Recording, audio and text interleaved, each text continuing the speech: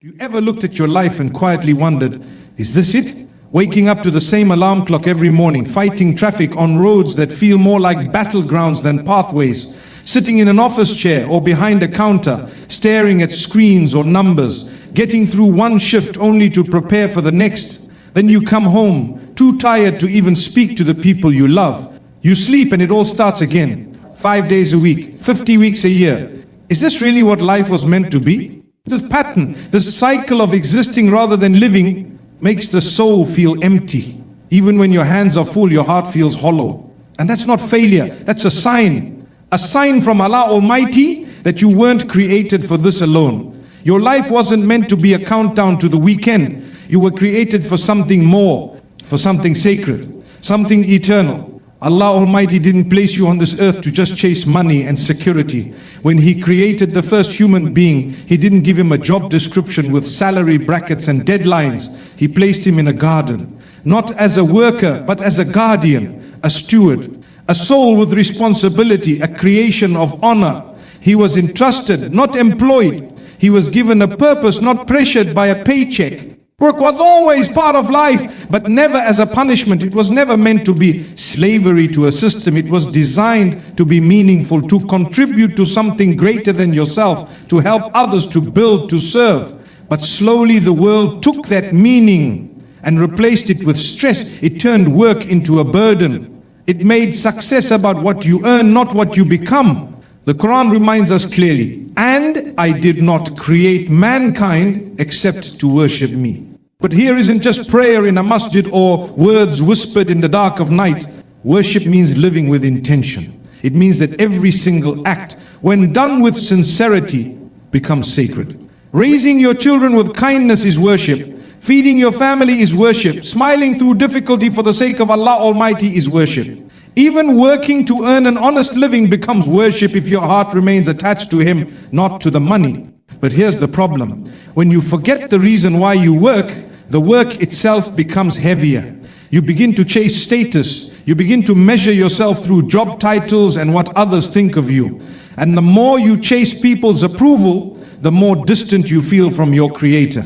Because the soul cannot be nourished by promotions, it cannot be fulfilled by applause. It was never designed to thrive on worldly praise. It was designed to submit to Allah Almighty. The Prophet Muhammad, peace be upon him, said, Allah loves it when any of you does something. He does it with excellence. That includes your job. That includes every responsibility you carry. But it must be done with sincerity, with the intention to please Allah Almighty. When your intention shifts from survival to sincerity, even the same task feels different. The stress lessens, the heart becomes calm. The eyes begin to see the bigger picture. Look around you. How many people are physically alive but spiritually asleep? How many wake up only to endure the day, not to live it? They're not lazy, they're not careless.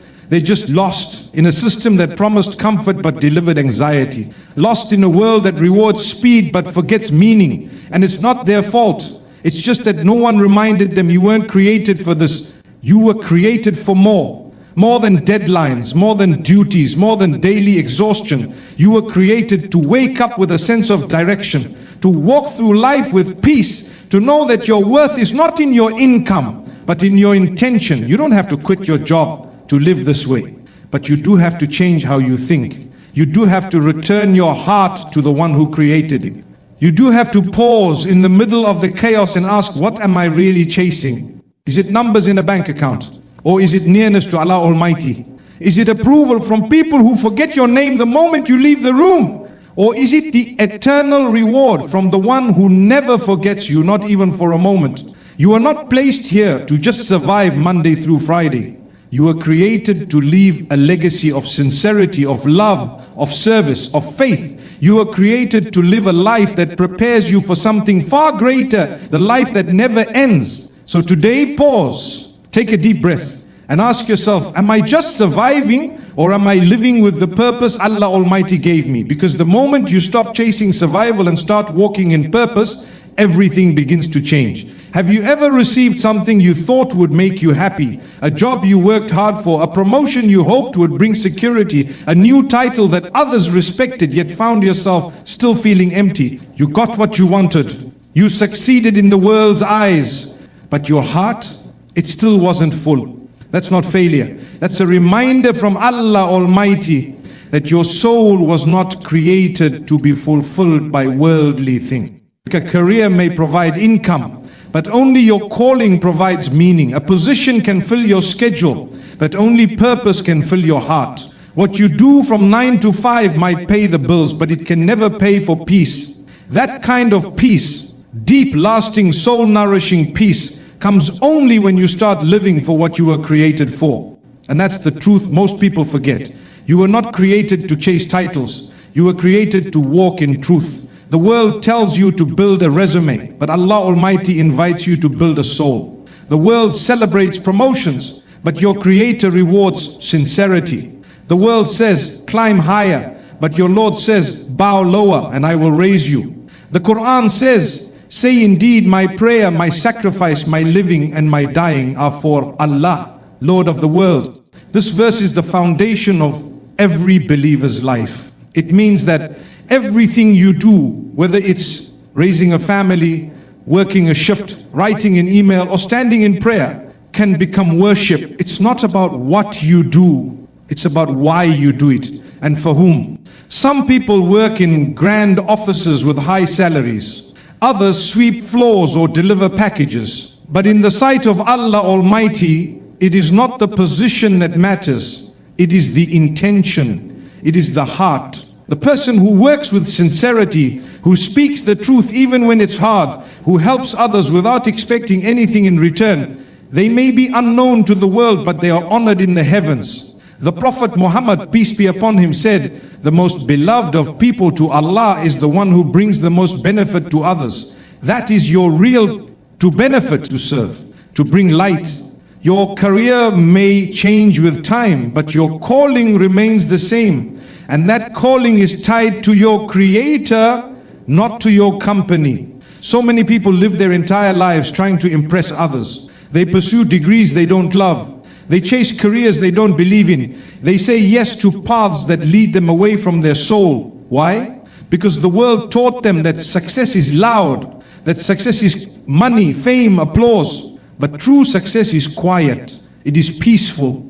It is found in the smile of someone you helped, in the tear of someone you lifted, in the dua of a mother, the prayer of a stranger, the forgiveness of someone you were kind to. That is what matters, and that is what lasts. You don't need to be known by millions to matter to Allah Almighty. You don't need to wear a suit to be honorable. You don't need a title to walk in purpose. You only need one thing: sincerity. When your actions are for His sake, everything becomes meaningful. Even the tasks the word called small. Ask yourself, what am I really chasing? A job that looks good on paper, or a life that feels right in the heart? When you chase your calling, everything changes. You stop comparing yourself to others. You stop measuring your worth by likes, followers, or job reviews. You begin to see yourself the way Allah Almighty sees you, as a servant with sacred potential. And here's the secret: your calling is not something you apply for. It's not posted on a job board. It's something you discover in your heart. They may not come with a salary, but it comes with satisfaction. It may not be glamorous, but it is grounded. It may not earn applause, but it earns reward. Some of the most impactful people in the world are not those with the biggest platform, but those who live with the biggest hearts. They serve quietly, they speak kindly, they sacrifice joyfully. And their reward, it's written with ink that never fades. So take a moment today, reflect, pause the noise, and ask yourself, am I just building a career, or am I living my calling? Because when you start walking the path Allah Almighty created for you, the heart begins to rest and the soul begins to bloom. You were not created to impress people. You were created to please your Lord. And that purpose is greater than any position the world can offer. How many times have you checked your bank balance with anxiety? How often have you worried about a delayed salary, an upcoming expense, or the fear of losing a job? These thoughts don't just affect your mind, they weigh down your heart, your sleep, your peace. It feels like your whole life depends on a number, a paycheck, a payment clearing on time. But that's not the truth. That's not your real source of provision. That's just a system. The real provider is Allah Almighty, and He never runs out. It's easy to get caught in the illusion that our employers feed us, our jobs sustain us, and our business deals decide our future. But none of these are the source. They are only the tools. The one who writes your provision is above the heavens, and his mercy is not limited by contracts, clients, or company budgets. His treasures are vast, his planning is perfect, and his timing never fails. The Qur'an clearly states, indeed Allah is the best provider. This one verse, if deeply believed, can lift the heaviest burdens off your heart. It reminds you that no matter what happens in the economy, whether the stock market crashes, the business shuts down, or your job ends, your sustenance is still guaranteed by the one who created you. The Prophet Muhammad, peace be upon him, gave us a beautiful image when he said, if you were to rely upon Allah as he should be relied upon, he would provide for you as he provides for the birds. They leave their nests hungry. Birds don't have savings accounts. They don't work office hours. They don't have emergency funds. Yet they go out in the morning with trust and return in the evening with peace. Why? Because they live on the promise that Allah Almighty never abandons His creation. That promise is for you too. It's for the mother wondering how to pay for her child's school. It's for the man who lost his job after years of service. It's for the student struggling with fees. It's for the shop owner trying to survive one more day. Allah Almighty sees you, He hears you, and He already knows the answer to the worry that keeps you up at night. When you believe that your job is your provider, every shake in the system becomes a crisis. But when you believe that Allah Almighty is your provider, no crisis can shake your heart. You work not in panic, but in peace. You plan not in fear, but in trust, because you know that the one who fed you in the past will feed you again and better. Does this mean you stop working? No, it means you stop worshipping the work. You stop tying your worth to your wages. You begin to work with honesty, with dignity, and with detachment. You do your best, and then you leave the rest to Allah Almighty. There's something incredibly freeing about realizing that your salary isn't the final say, that your savings are not your safety net, that your employer isn't in control, only Allah Almighty is. And He has promised, if you walk in obedience, if you stay true to your faith, if you trust Him, He will provide for you in ways you never expected. We see this truth in every generation. Prophet Yusuf was thrown into a well, yet Allah Almighty raised him to rule a kingdom. Prophet Musa was placed in a river as a baby, yet he was returned to his mother and grew up in a palace. Maryam had no husband, no support, no wealth, yet Allah Almighty provided food directly to her. These are not just stories, these are signs that your provision was never in the hands of people. It was always with Allah Almighty. So, the next time fear whispers, what if the money runs out? Respond with faith. Even if it does, Allah Almighty will never run out. Don't build your peace on a salary that can be delayed, reduced, or taken away. Build your peace on the promise of the one who never forgets, never fails, and never withholds what is meant for you. Your provider is Allah Almighty, and He is enough. Have you ever felt like you were made for more than just following instructions? Like deep inside there's a voice whispering that you weren't created just to receive orders, meet deadlines, and survive week to week? That voice is not pride, it's not arrogance, it's your fitra, your original nature, reminding you that Allah Almighty created you with a noble purpose. Not just to work under pressure, but to lead with purpose. The world wants to train you to be a worker, a replaceable part of a system, someone who clocks in and clocks out, someone who waits for permission to act. But Allah Almighty didn't place you on this earth just to obey the world's systems. He placed you here to carry a trust, to lead with responsibility, to live with influence. Even if no one gives you a title, your life has already been appointed by the one who created you. The Quran says, and He made you successors upon the earth. You are not an accident. You are not here randomly. You have been given a role, a divine responsibility, a role that doesn't require a desk, a degree, or a position of authority. It requires sincerity, it requires courage, and it requires the mindset of a shepherd. The Prophet Muhammad, peace be upon him, said, each of you is a shepherd and each of you is responsible for his flock. This hadith is not just for leaders of nations, it is for you. It is for the mother raising her children. It is for the student guiding friends toward truth. It is for the father providing with patience. It is for the believer making choices that affect others. Leadership in Islam begins with responsibility, not recognition. Think about the prophets. None of them waited for official positions before they began their missions. They didn't chase worldly leadership, yet they led with integrity, with compassion, with strength. Prophet Yusuf led a nation through crisis. Prophet Musa stood against tyranny. Prophet Muhammad, peace upon him, transformed hearts and societies without wealth, armies or political power, just with truth and sincerity. Leadership isn't about being above others. It's about being accountable to Allah Almighty for how you influence others. It's not about control, it's about care. It's not about commanding, it's about carrying the weight of guidance, of example of service. You may not run a company, but you run your character, you manage your time, you make decisions, and every single one of those choices leads someone, your child, your sibling, your neighbor, your co-worker. Even when you don't realize it, someone is watching how you speak, how you respond, how you act, and that means you are already leading. Don't let the world convince you that leadership only belongs to people in suits or on stages. Leadership in Islam begins in the heart. It is rooted in humility and grown through trust in Allah Almighty. The best leaders are not always the loudest. They are the ones who carry their responsibility quietly and fulfill it with excellence. When Adam was placed in the garden, he wasn't given a job title.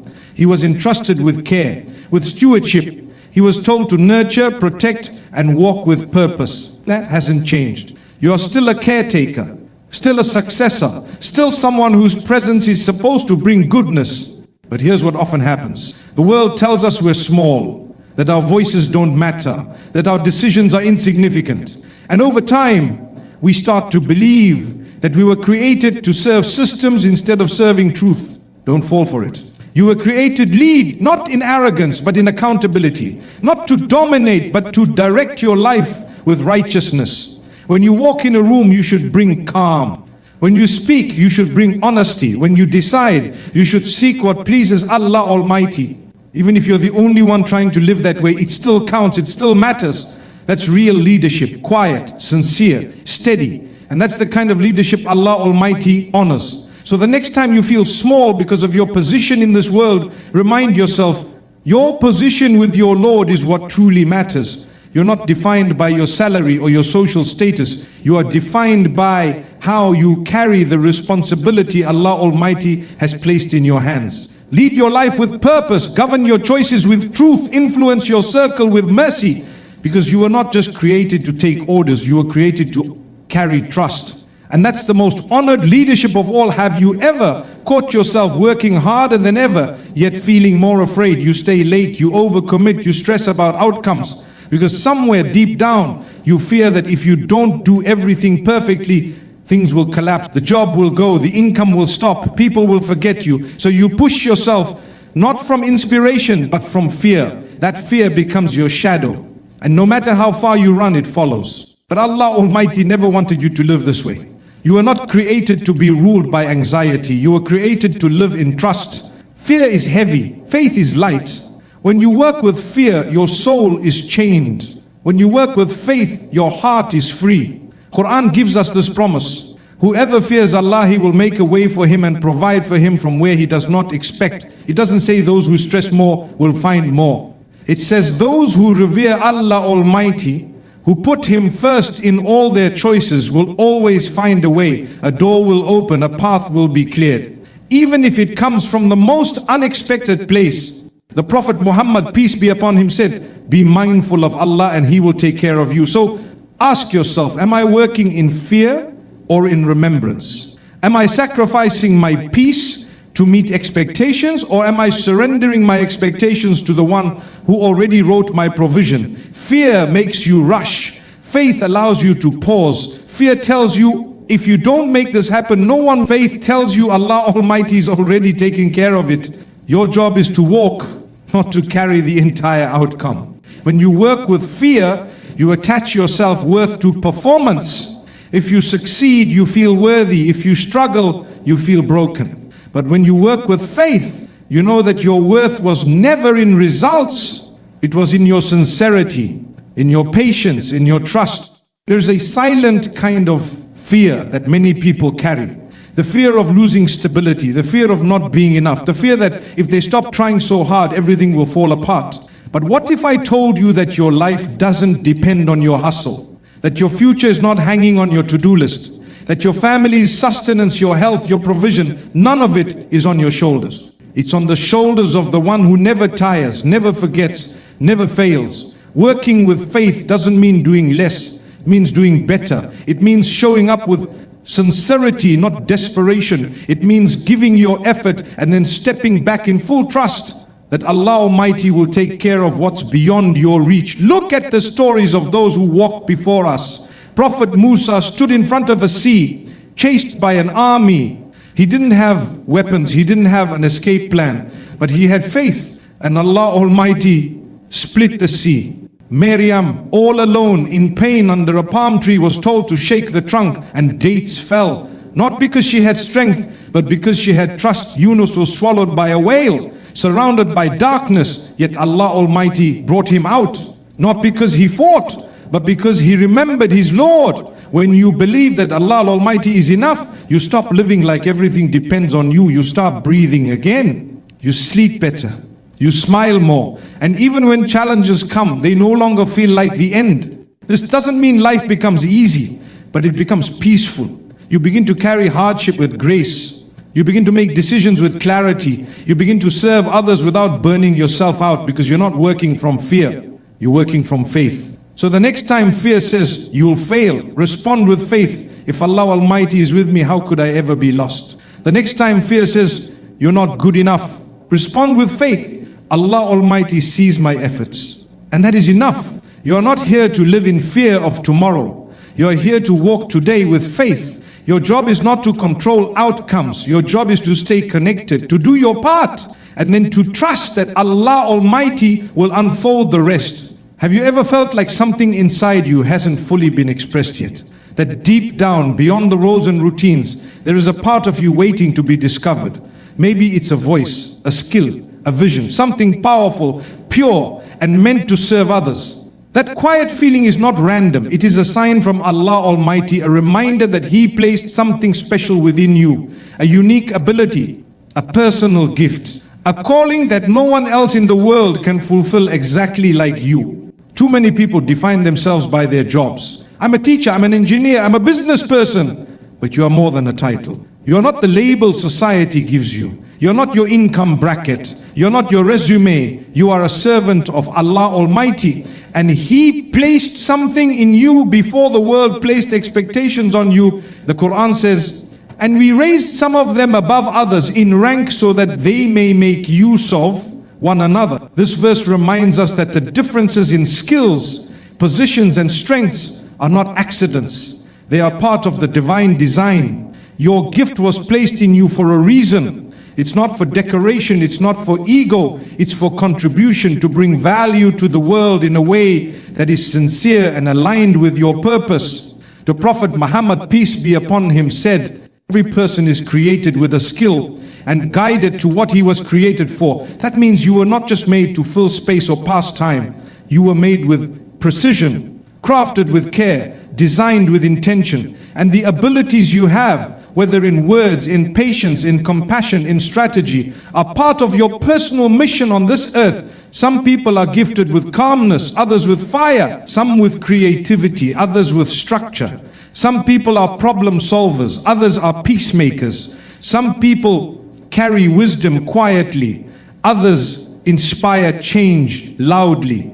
And every one of them, when sincere, becomes a light. Your gift doesn't have to be famous, it doesn't have to be noticed by millions, it just needs to be used with intention. When you begin to recognize what Allah Almighty has placed in you, and you use it to serve, to heal, to teach, to uplift, that's when life begins to feel aligned. That's when work stops feeling like a prison and starts feeling like purpose. But here's what happens. The world teaches you to suppress your gift, to replace it with skills that make money instead of meaning. You may be excellent at storytelling, but you were told to pursue accounting. You may be brilliant in nurturing others, but society pushed you into management. You may feel joy in creating beauty, but the world told you is not practical. And now you work hard, you survive, but you feel empty. Not because you're lazy, not because you're ungrateful, but because you've buried your gift under layers of what's expected. It's time to ask yourself, am I living from the inside out or from the outside in? Am I working to express what Allah Almighty gave me, or am I working to fit into someone else's mold? When you live from the inside out, you begin to align your work with your gift. And even if the pay is less, the peace is greater. Even if the world doesn't applaud, your heart feels full. Because finally you are walking in your truth. This doesn't mean you quit your job tomorrow. It means you bring your gift into your work. You start small. You begin to teach differently, to lead differently, to serve with presence, to speak with authenticity. You begin to express what's already inside you. Provision follows purpose. When you use what Allah Almighty gave you with sincerity, doors open, opportunities arrive, hearts connect, barakah flows, not just in income but in impact. You were not created to copy others, you were created to contribute something unique. So listen carefully to that inner voice, the one that lights up when you do something meaningful. That is the sound of your fitrah, guiding you home to your calling. Don't wait for a title to give you permission. If Allah Almighty placed it in you, that's all the permission you need. Because the moment you stop suppressing your gift and start surrendering it to Allah Almighty, your life transforms. Not just on the outside, but from the core. And that's when work becomes worship and effort becomes elevation. Have you ever felt like life is one long race you never signed up for? Everyone is rushing, chasing deadlines, chasing status, chasing income, chasing validation. You wake up already feeling behind. You go to bed still planning for tomorrow. And somewhere in between you wonder, is this really how life is meant to be? The world tells you, don't stop or you'll fall behind. But your soul whispers, maybe I've already fallen behind on what most. That voice, that subtle ache in your heart is your reminder from Allah Almighty. You were not created to chase pressure.